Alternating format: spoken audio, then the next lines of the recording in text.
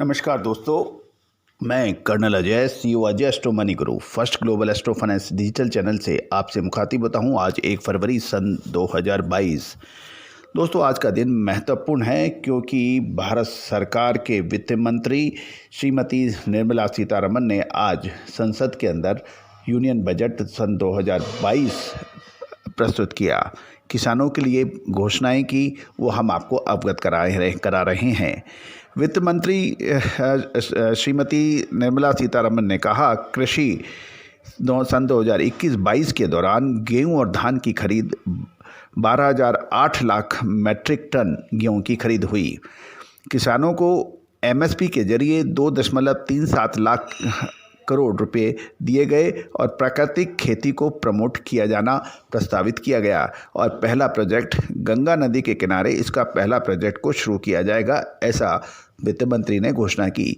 खाद्य तेलों के आयात को कम करने के लिए तिलहन के आयात की निर्भरता को कम करने पर जोर दिया गया है और इसके लिए विशेष प्रयास किए जाएंगे।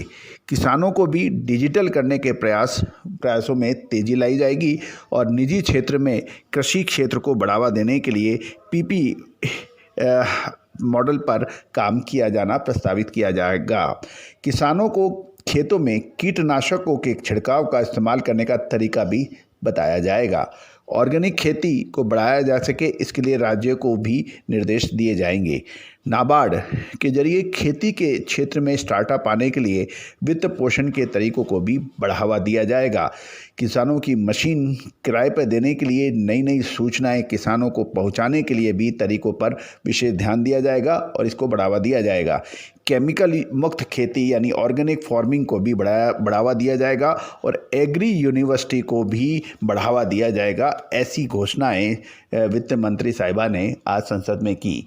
लेकिन गौरतलब है, कोई विशेष अनाउंसमेंट भंडारण को लेके, छोटे एवं सीमांत किसानों को लेके, छोटे व्यापारियों के लिए मध्यम व्यापारियों के लिए कोई विशेष सूचना का अभाव रहा, क्योंकि किसान सोच रहे थे कि एमएसपी की बढ़ोतरी की बात करेंगे, किसान सोच रहे थे कुछ विशेष सब्सिडीज़ की बात करेंगे, किसान सोच रहे थे कुछ भंडारण या वेयर हाउसिंग के अंदर कोई बड़ी स्कीम्स के जरिए उनको बढ़ावा मिलेगा, जिससे वो अपनी फसलों का भंडारण समय पर कर सकें और उचित मूल्य मिलने पर उसका बिक्री कर पाएँ। ऐसी कुछ सूचनाओं का अभाव देखा गया, लेकिन कुल मिला के किसानों के लिए बड़ी घोषणाएं हुई। इसमें एग्रीकल्चर यूनिवर्सिटी भी शामिल है। एमएसपी के ऊपर डायरेक्ट किसानों को भुगतान करने का भी रबी और खरीफ फसल के ऊपर बात हुई है और तिलहन के ऊपर भी आयात को, खाद्य तेलों पर आयात के ऊपर निर्भरता कम करने का प्रयास की बात हुई है।